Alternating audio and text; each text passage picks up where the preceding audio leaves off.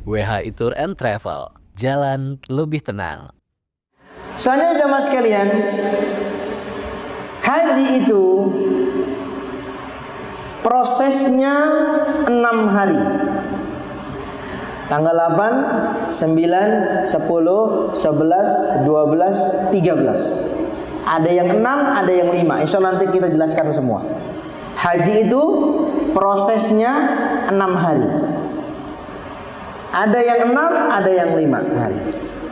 Dan ingat, di haji tersebut jamaah, semua hari dari tanggal 8 sampai tanggal 13 semuanya penuh dengan ampunan.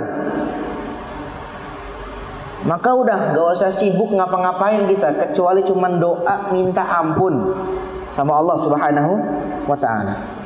Kita akan menjelaskan beberapa hadis dari Nabi Muhammad sallallahu alaihi wasallam. Bahwasanya hadis-hadis ini berkenaan tentang ampunan yang akan Allah berikan kepada orang yang pergi haji. Yang pertama, orang yang keluar dari rumahnya untuk melaksanakan haji, maka setiap langkah yang jamaah kerahkan dari rumah sampai ke Mekah, kemudian dari Mekah berapa hari setelah itu pulang lagi, ada yang hitung berapa langkahnya? Itu setiap langkah akan dihitung pahala.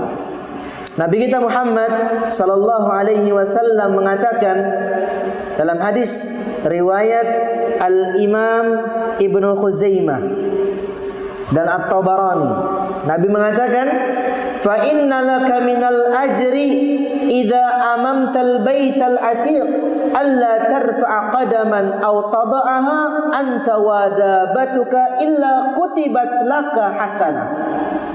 Nabi mengatakan kepada Ubadah bin Samit, sesungguhnya semua kebaikan akan ada pada dirimu ketika engkau mendatangi Ka'bah ini. Tidaklah satu kaki yang engkau kerahkan, tidaklah satu kaki yang engkau letakkan di atas bumi, langkah yang kita berikan sampai ke tanah Mekah sana, kecuali setiap langkah akan menghasilkan satu kebaikan. Wa rufi'at laka darajah, dan engkau juga akan dinaikkan derajat. Berapa langkah jamaah kita berangkat itu? Berapa langkah? Ini bukan hanya haji umrah pun sama. Kita nggak akan bisa menghitung berapa langkah mulai kita dari rumah ke Jakarta, dari Jakarta ke Arab Saudi, dari Arab Saudi pulang lagi. Kita nggak bisa ngitung berapa langkah. Tapi yang harus kita yakini, setiap langkah yang kita kerahkan itu berbuah pahala, dan kita akan dinaikkan derajat oleh Allah Subhanahu wa ta'ala. Selanjutnya jamaah sekalian, ketika kita di sana, kemudian kita melaksanakan tawaf. Ada yang namanya tawaf kudum, tawaf kedatangan. Tawaf kedatangan. Setelah kita melaksanakan tawaf kudum atau tawaf sunnah atau yang lainnya, maka kita disunahkan untuk sholat 2 rakaat setelah tawaf. Dan antum tahu apa pahala orang yang sholat 2 rakaat setelah tawaf? Nabi kita Muhammad sallallahu alaihi wasallam mengatakan, wa amma raka'ataka ba'da tawaf ka itqi raqabah min bani Ismail. Kata Nabi SAW, sesungguhnya 2 rakaat yang kau kerjakan setelah tawaf, itu pahalanya seakan-akan engkau membebaskan budak dari Bani Ismail. Bani Ismail itu jamaah salah satu Bani yang sangat dihormati di kota Arab. Dan bahkan dari keturunan Nabi Ismail adalah Nabi Muhammad sallallahu alaihi wasallam. Dari keturunan beliau juga orang-orang Quraisy. Dari keturunan Nabi Ismail. Maka kalau kita melaksanakan 2 rakaat tawaf, itu seakan-akan kita membebaskan salah satu budak dari Bani Ismail. Berapa coba harganya itu? Dan berapa coba pahalanya? Faham jamaah? Selanjutnya, ketika kita melaksanakan sa'i, Dari Bukit Safa ke Bukit Marwah. Dari Bukit Marwah ke Bukit Safa sebanyak 7 putaran. Nabi kita Muhammad mengatakan, wa amma tawafuka bainas Safa wal Marwah ka itqi 70 raqabah. Sa'imu antara Safa dengan Marwah itu seakan-akan engkau membebaskan 70 budak. 70 budak. Satu budak berapa harganya? Mahal. Ketika kita membebaskan budak, pahalanya besar. Ini 70, bukan cuma satu, tapi 70. Kemudian jamaah sekalian, ketika kita sudah masuk musim haji, musim haji, Nabi kita Muhammad sallallahu alaihi wasallam memberikan pahala yang sangat besar bagi orang-orang yang sudah masuk musim haji. Ini bagi orang-orang yang pergi ke sana. Adapun orang-orang di Indonesia, mereka bisa mendapatkan pahala yang besar juga, yaitu ketika tanggal 9 Dzulhijjah melaksanakan puasa Arafah. Apa pahalanya? 2 tahun diampuni dosa-dosa kecilnya yang telah berlalu ataupun yang akan datang. Yang telah berlalu ataupun yang akan datang. Itu semua diampuni oleh Allah Subhanahu wa taala. Karena memang di hari tersebut jamaah sekalian, Allah Subhanahu wa taala membuka selebar-lebarnya pintu surga. Yang mau masuk surga silahkan, yang enggak mau masuk juga silahkan. Yang mau ampunan silahkan, yang enggak mau ampunan juga silahkan. Jadi keutamaan tanggal 9 Dzulhijjah itu bukan hanya buat orang yang tinggal di sana, tapi juga orang yang tinggal negara Indonesia juga bisa mendapatkan keutamaan. Adapun orang yang di sana keutamaannya lebih besar tentu, karena dia berada pada hari di mana orang sedang wukuf di Arafah, tanggal 9 Dzulhijjah. Ketika kita termasuk orang-orang yang sedang wukuf di Arafah, insyaallah nanti kita jelaskan teknisnya pemberangkatannya dari tanggal 8 sampai tanggal 9, tanggal 13. Kita akan menjelaskan nanti. Sekarang kita menjelaskan tentang keutamaan terlebih dahulu, supaya antum semangat, supaya antum lebih semangat doanya, supaya kita lebih semangat cari uangnya, supaya bisa berangkat haji. Nabi kita Muhammad sallallahu alaihi wasallam mengabarkan kepada kita, bagi mereka-mereka yang dimudahkan untuk wukuf di Arafah, dari semenjak tergelincir matahari setelah sholat zuhur sampai matahari terbenam, 6 sampai 7 jam di situ di Arafah. Ngapain di Arafah? Ngapain Pak? Di Arafah ngapain kegiatan kita? Hah? Allah cuma minta satu. Apa itu? Banyak-banyak doa. Cuman itu. Makanya orang yang ketika di hari Arafah di tempat yang sangat indah yaitu padang Arafah, dia masih berbuat hal-hal yang jauh dari syariat, itu keterlaluan. Dia masih jauh dari taat, masih keterlaluan itu. Di hari tersebut jamaah sekalian rahimakumullahu jami'an, Nabi kita Muhammad mengatakan dalam sebuah hadis riwayat Al-Imam Ibnu Hibban dan lain-lain, dan hadis ini sahih. Nabi mengatakan, wa amma wukufuka asyiyata Arafah, adapun wukufnu di hari Arafah tersebut, fa innallaha yahbitu ila sama'id dunya fayubahi bikumul malaikah. Allah Subhanahu wa taala akan turun ke langit dunia. Allah turun lebih mendekat kepada para hamba. Ketika itu Allah akan mengatakan kepada seluruh malaikat yang ada di langit sana, Allah Subhanahu wa taala akan membanggakan orang-orang yang ada di medan Arafah itu. Apa kata Allah? Ibadi ja'uni sya'zan min kulli fajjin 'amiq. Lihat para hamba-hambaku yang ada di padang Arafah ini. Mereka datang dari segala jenis penjuru dunia. Mereka datang ke padang Arafah dalam keadaan rambut mereka itu rambut yang sudah mulai berdebu, sudah mulai rambutnya kusut. Mereka datang ke Arafah Itu kata Allah Subhanahu wa taala. Untuk apa mereka datang? Yarjuna rahmati. Mereka datang hanya untuk mengharap rahmatku. Mereka datang hanya untuk mengharap ampunan dari Allah Subhanahu wa taala. Falau kanat dzunubukum ka'adadir ramal. Kata Nabi sallallahu alaihi wasallam, walaupun dosa-dosa kita sebanyak butir-butir pasir yang ada di lautan. Antum pernah ngitung butir pasir yang ada di lautan berapa jumlahnya? Kemudian au kaqatril matar, ataupun kalau sekiranya dosa kita sebanyak tetesan-tetesan hujan, au kazabadil bahr, ataupun dosa kita sebanyak buih di lautan, la ghafartuha, kata Allah, maka pasti aku akan mengampuninya. Sebanyak apapun dosa antum, sebesar apapun dosa antum, sebejat apapun kita di muka bumi ini, ketika di hari Arafah Allah mengatakan tadi, walau kana dzunubukum ka'adadi ar-ramal au ka qatari al-matar au ka zabadi al-bahr. Walaupun dosa kita sebanyak buih di lautan, sebanyak tetesan-tetesan hujan, ataupun sebanyak pasir yang ada di lautan, la ghafartuha, kata Allah, aku akan mengampuninya. Afidhu ibadi maghfuran lakum, maka silahkan para hambaku minta ampun pada hari itu. Sebanyak-banyaknya kita minta ampun kepada Allah Subhanahu wa taala. Dari semenjak zuhur sampai kapan? Sampai maghrib. Panjang waktunya jamaah, panjang waktunya.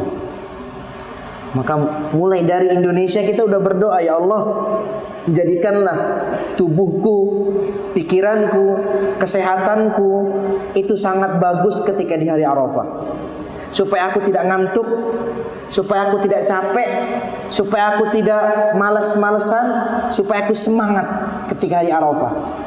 Karena sayang. Kalau kita habiskan waktu Arafah untuk main game, untuk login, untuk ngerokok, karena banyak yang demikian, sayang banget.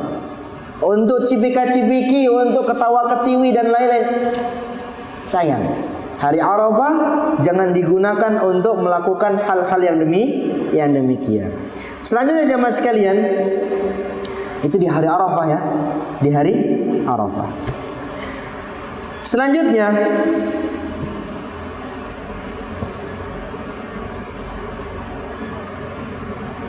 ketika kita sudah sampai pada prosesi lempar jumroh, mau itu jumroh Aqabah ataupun jumroh wusta, jumroh sugro, wusta, kubro. Ada 4 kali nanti kita lempar jumroh, 4 jenis lempar jumroh. Nanti insya Allah kita jelaskan secara detail. Ketika kita melempar jumroh atau melempar jamroh, dua-duanya bisa kita pakai bahasanya, jumroh atau jamroh. Itu juga kita akan mendapatkan kebaikan yang akan Allah berikan kepada kita semua. Dalam sebuah hadis Nabi mengatakan, wa amma ramyukal jimar falaka bikulli hasatin ramaitaha takfiru kabiratin minal mubiqat. Kata Nabi SAW, setiap kerikil yang kita lemparkan di tempat jumrah itu, di tempat jamrah itu, satu kerikil menghapuskan satu dosa besar. Satu kerikil. Ini kita lempar satu tempat 7 kerikil. 7 kerikil. Di tanggal 10 kita lempar jamrah Aqabah. Tanggal 11, tanggal 12, tanggal 13, setiap tanggal 11, 12, 13 kita ntar lempar 3 kali. 3 kali. Jadi 7 kali 3 berapa? 21. 21 kali 3 60. 63. Benar, 63. Ditambah 7 jadi 70. 70 dosa besar. Kita diampuni oleh Allah Subhanahu wa taala. Kemudian ketika kita sudah selesai melaksanakan ibadah haji, maka kita diperintahkan untuk mencukur atau istilahnya dengan tahallul. Setiap rambut yang kita cukur jamaah sekalian rahimakumullahu jami'an, itu juga berbuah pahala yang sangat besar. Setiap rambut, ini rambut ini nggak tahu kita berapa jumlahnya. Setiap rambut yang jatuh ke tanah itu menghasilkan pahala yang besar. Nabi kita Muhammad sallallahu alaihi wasallam mengatakan dalam sebuah hadis riwayat Al-Imam At-Tabarani, Nabi mengatakan, wa amma halquka ra'saka fa innahu laysa min sya'ratin taqa'u fil ardi illa kanat laka nuran yaumal qiyamah. Kata Nabi SAW, adapun ketika engkau mencukur rambutmu, satu helai rambut yang jatuh ke bumi itu akan menjadi cahaya pada hari kiamat.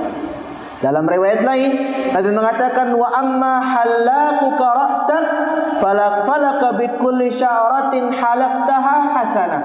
Satu rambut yang kita cukur itu menghasilkan satu kebaikan. Wa tumha anka biha khati'ah, dan juga keburukan akan dihapus satu rambut. Kita berapa rambut ini yang akan dicukur sampai botak? Berapa rambut itu? Yang hanya mengetahui Allah Subhanahu wa ta'ala. Wah, itu makanya jemaah, dari tanggal 8 itu sampai tanggal 13 jemaah, isinya ampunan, isinya surga doang. Yang mau surga silahkan, yang gak mau juga silahkan. Karena banyak zaman itu atau di waktu-waktu itu orang, mereka gak kepikiran masalah surga. Mereka cuma kepikiran pulang ke rumah dipanggil Pak Haji, disuruh maju ke depan mimpin doa, cukup. Padahal jamaah, haji bukan cuma sebatas itu. Haji bagaimana kita menjadi hamba Allah yang masuk surga. Selanjutnya jamaah sekalian rahimakumullahu jami'an, ketika seseorang memperbanyak talbiyah tatkala berangkat haji atau umrah, maka setiap talbiyah yang diucapkan oleh seseorang itu akan dijamin surga oleh Allah Subhanahu wa ta'ala.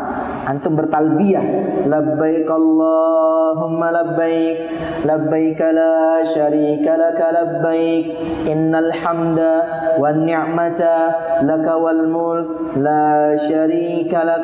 Setiap talbiyah yang kita ucapkan itu surga. Dalam sebuah hadis Nabi mengatakan, ma ahalla muhillun wala kabbara mukabbirun illa busyir. Nabi mengatakan, tidaklah orang yang mengucapkan talbiyah ataupun tidaklah orang yang mengucapkan takbir di hari-hari itu kecuali dia akan diberikan kabar gembira. Para sahabat mengatakan, ya Rasulullah bil jannah, wahai Rasul, apakah kabar gembira itu tentang surga? Maka Nabi mengatakan, qala na'am, iya, tentang surga. Ini Masya Allah, ini dari awal sampai akhir isinya surga, surga, ampunan, surga, pahala, ampunan. Cuman itu doang. Cuman itu. Jadi seseorang itu jamaah melihat di waktu yang sangat singkat itu apakah bisa menyebabkan dia masuk surga atau tidak. Malah jangan-jangan banyak di antara manusia yang waktu singkatnya dia gunakan untuk meraih neraka, bukan meraih surga. Maka hati-hati di sini. Kemudian Nabi kita Muhammad sallallahu alaihi wasallam juga menjelaskan kepada kita semua bahwasanya kalau kita sudah masuk di tanggal 10 Zulhijjah sampai tanggal 13 Zulhijjah, maka di situ adalah hari-hari yang baik, yang mana kita memperbanyak zikir kepada Allah Subhanahu wa ta'ala. Dan tatkala kita mengerjakan amalan soleh pada hari tersebut, amalan soleh kita itu lebih dicintai oleh Allah daripada amalan soleh yang kita kerjakan di selain hari itu.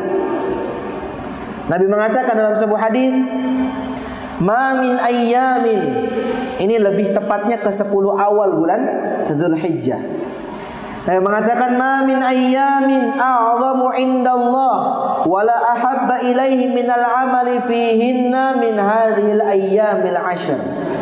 Nabi mengatakan tidak ada hari-hari yang lebih Allah cintai ketika seorang beramal soleh pada hari tersebut, melainkan di hari pertama atau 10 awal pertama bulan Dzulhijjah. Kalau antum mengamalkan amalan soleh di bulan-bulan tersebut, di hari-hari tersebut, amalan tersebut lebih dicintai oleh Allah Subhanahu wa ta'ala. Kemudian para sahabat mengatakan walal jihadu fi sabilillah, walaupun jihad wahai Nabi, kata Nabi walal jihad fi sabilillah, walaupun berjihad, illa rajulun kharaja bi nafsihi wa malihi falam yarji' min dzalika bi syai'. Kecuali seseorang yang keluar dari rumahnya untuk pergi berjihad, dia membawa raganya, dia membawa hartanya, dan tidak ada satupun yang pulang daripada itu. Maksudnya dia wafat di medan jihad. Jadi jamaah, Masya Allah ini, dari mulai tanggal 1, kemudian di tanggal 8-nya sudah masuk prosesi haji, sampai tanggal 13 isinya cuman ampunan, ampunan, ampunan. Yang mau mendapatkan ampunan silahkan, yang mau mendapatkan surga silahkan, yang mau mendapatkan ampunan dari Allah Subhanahu wa ta'ala juga silahkan. Nah, paham jamaah? Ini haji. Maka apakah kita setelah ini tergerak untuk pergi haji ataukah tidak? Orang yang pergi haji, kata Nabi Muhammad SAW, mereka adalah utusannya Allah, bukan Rasul ya, tapi utusan. Al-hajj wal mu'tamir wafdullah, kata Nabi SAW. Orang yang berangkat haji dan umrah itu adalah utusannya Allah. Antum gimana kalau sekiranya jadi utusannya presiden, jadi utusannya wali kota? Kita mungkin akan senang. Kita punya privilege. Antum datang ke sebuah tempat, antum utusan presiden, antum akan dihargai. Antum duduknya tidak akan mungkin di pojok belakang, antum akan duduknya di depan. Kemudian juga makanan juga nggak akan mungkin nasi kotak, makan prasmanan minimal. Banyak lauknya, ada ayam, ada rendang, ada ini, ada itu. Ini utusan presiden soalnya. Tidak akan mungkin orang yang tahu ini utusan presiden, dia akan menyanyiakan. Ini utusannya siapa ini? Allah Subhanahu wa ta'ala. Dan tidak akan mungkin Allah menyanyiakan orang yang berangkat haji ataupun umrah. Maka jamaah sekalian, rahimakumullahu jami'an, mulai detik ini, yang belum daftar haji, besok daftar. Punya uang, besok daftar. Besok hari Senin, Kemenak buka, itu daftar. Antum daftar. Kalau mau haji cepat, ya tadi bisa haji furoda. Kalau yang agak biasa 6 tahun nunggunya, ada haji plus. Silahkan pilih mana haji yang kita mampu. Kalau mau reguler, silahkan reguler. Ada poin menarik jamaah. Sebelum kita berangkat haji, maka persiapkan dulu mental kita, dan persiapkan juga fisik kita. Karena haji itu bukan ibadah uang doang. Haji itu ibadah fisik juga. Karena antum akan berjalan belasan kilo, bahkan sampai puluhan kilo tiap hari. Bukan sehari 2 hari, tiap hari. Contoh misalnya, dari Mina ke Arafah itu sekitar 5 sampai 7 kilo jauhnya. Kalau antum jalan ini, anak kemarin ngobrol sama supir busnya yang biasa bawa haji. Kalau jalan ngabisin waktu 3 jam. Kalau jalan. Kalau naik bus 6 jam. Pilih mana? Pilih mana? Kalau jalan 3 jam, kalau naik bus 6 jam.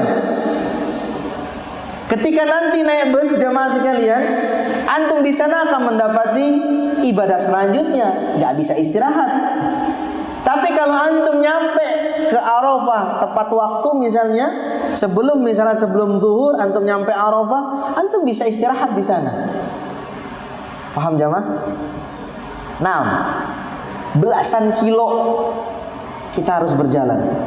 Kalau nggak mau berjalan ya berarti nunggu bus. Tapi kalau nunggu bus berjam-jam baru sampai ke tempat tujuan. Padahal cuma 5 kilo, 7 kilo, 8 kilo, tapi berjam-jam sampai 6 jam. Bayangin 6 jam di atas bus. Makanya ibadah haji itu ibadah fisik. Fisik kita harus siap. Kita harus berjalan puluhan kilo. Kita harus siap, mental kita juga harus siap. Jangan sampai di sini mental baja, sana mental tempe. Ngelihat orang, waduh, jangan deh. Udah malas lagi deh haji deh. Udahlah di hotel aja. Di hotel aja. Makanya harus siap semuanya. Mental harus siap, fisik harus siap. Karena kita harus berjalan puluhan kilo. Maka sebelum kita berangkat jamaah, kita latihan jalan. Tiap hari kita latihan jalan. Setiap hari kalau bisa 10 kilo kita latihan jalan. Supaya tatkala sampai sana nggak kaget. Waduh, kakinya, badannya, punggungnya, semuanya kena. Haji itu terbagi menjadi 3 macam. Yang pertama haji tamattu', yang kedua haji qiran, yang ketiga haji ifrad. Kita ulangi. Yang pertama haji tamattu', yang kedua haji qiran, yang ketiga haji ifrad.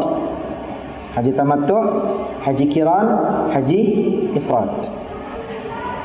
Ketiga haji tersebut jamaah sekalian, ketiga-tiganya ada pada hadis Nabi sallallahu alaihi wasallam. Dan Nabi Muhammad sallallahu alaihi wasallam di dalam sebuah riwayat beliau mengerjakan haji qiran. Nanti kita jelaskan apa itu haji qiran, apa itu haji tamattu, apa itu haji ifrad. Sebagian di antara para ulama mengatakan afdalul hajj, sebaik-baik haji itu tamattu. Sebaik-baik haji adalah tamattu. Sebagian di antara yang lain mengatakan sebaik-baik haji adalah qiran. Karena Nabi mengerjakan haji beliau. Haji berapa kali Nabi seumur hidup beliau? Sekali. Beliau mengerjakan haji dengan macam yang kedua ini, yaitu haji qiran. Oke, kita bahas sekarang apa perbedaan antara 3 haji ini. Haji tamattu, haji qiran, haji ifrad. Haji tamattu adalah haji yang dilaksanakan oleh seseorang. Haji yang dilaksanakan oleh seseorang sebelumnya ia mengerjakan umroh terlebih dahulu. Sebelumnya ia mengerjakan umroh terlebih dahulu. Contohnya misalnya, ini biasa dikerjakan oleh jamaah Indonesia. Mau itu jamaah reguler, mau itu jamaah furoda sebagian furoda mengerjakan ini atau haji plus. Mereka datang ke kota Mekah, mereka datang ke Arab Saudi. Sebagian ada yang ke Madinah dulu, sebagian ada yang langsung ke Mekah. Paham di sini? Yang langsung ke Mekah mereka ngambil mikot di pesawat. Yang langsung yang ke Madinah mereka nanti ngambil mikot di Masjid Dzulhulaifah namanya. Dan ketika mereka melafatkan niatnya, mereka katakan labbaik Allahumma umratan. Mereka katakan dulu karena mereka kan mengerjakan umroh terlebih dahulu. Setelah itu jamaah mereka melaksanakan umroh. Selesai umroh mereka tahallul. Tahallul mereka yang afdal itu tidak dicukur habis, hanya sebagian saja. Karena nanti ini rambut akan digunakan untuk tahallul di haji. Paham di sini? Nah, selesai itu jamaah, misalnya dia sampai di tanah Mekah tanggal 1 Dzulhijjah. Dia melaksanakan umroh, selesai melaksanakan umroh dari tanggal 1 bulan Dzulhijjah sampai sebelum tanggal 8 itu dia bebas di Mekah. Dia sholat, dia tawaf biasa, pokoknya bebas. Paham di sini? Pas di tanggal 8 baru dia niat haji. Labbaik Allahumma hajjan mutamatti'an. Ya Allah, aku berniat haji tamattu. Karena sebelumnya dia telah melaksanakan umrah. Paham di sini? Ini namanya haji tamattu. Haji yang dilaksanakan oleh seseorang sebelumnya dia melakukan umrah terlebih dahulu. Kemudian dia tahallul. Setelah tahallul, dia berdiam di Mekah di musim haji, di tanggal haji baru dia melaksanakan haji. Faham? Ini namanya haji tamattu. Yang kedua, haji qiran. Apa itu haji qiran? Haji yang menggabungkan antara dua ibadah. Yang pertama umrah, yang kedua haji. Yang pertama umrah, yang kedua haji. Dengan niat satu niat doang, tanpa tahallul. Haji qiran. Contoh, ada orang furoda, dia datang ke Mekah tanggal 7 atau malam tanggal 8. Malamnya, karena paginya atau malamnya itu jamaah sekalian kita udah harus jalan ke daerah Mina. Paham? Atau di tanggal 8-nya kita akan jalan ke daerah Mina untuk mabit di sana. Maka dia misalnya datang mepet.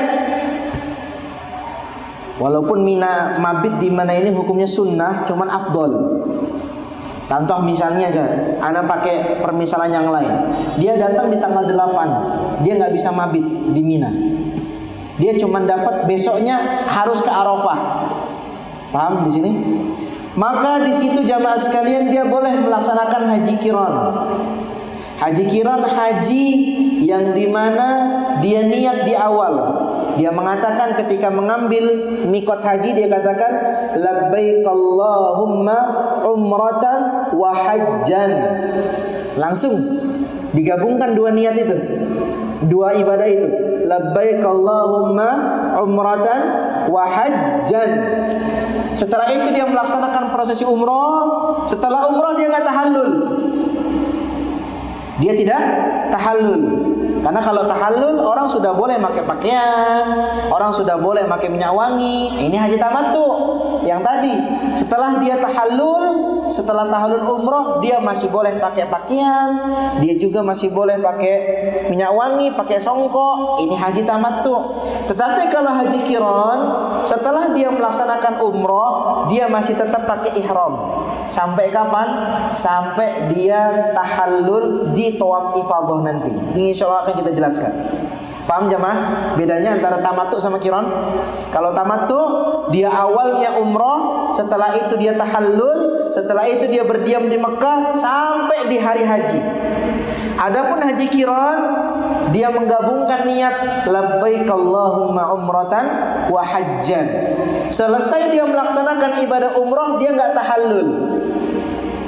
Dia lanjut ke ibadah haji. Haji ifrad, haji yang ketiga, haji yang hanya melaksanakan haji saja, tidak melaksanakan umrah. Haji yang hanya melaksanakan haji saja tanpa melaksanakan umrah. Kasusnya kayak orang tadi, dia datang di tanggal 8, besoknya udah mau pergi haji. Misalnya dia baru nyampe Mekah itu di tanggal 8 malam tanggal 9. Nah, yang harusnya mabit dia nggak mabit, atau dia datang langsung istirahat segala macam. Besoknya dia harus berangkat ke Mekah, ke Arafah. Maka dia berniat haji ifrad, haji yang tidak melaksanakan ibadah umrah terlebih dahulu. Dan dia niatnya labbaika hajjan atau labbaik Allahumma hajjan. Paham jamaah? Nah, haji tamattu dengan haji qiran ini diwajibkan untuk menyembelih kambing. Adapun haji ifrad tidak diwajibkan menyembelih kambing. Paham? Sudah paham ya tentang macam-macam haji? Ada yang mau tanyakan sebelum kita lanjut? Sebelum kita masuk ke teknis pelaksanaan haji? Insyaallah nggak ada? Oke. WHI Tour and Travel, jalan lebih tenang.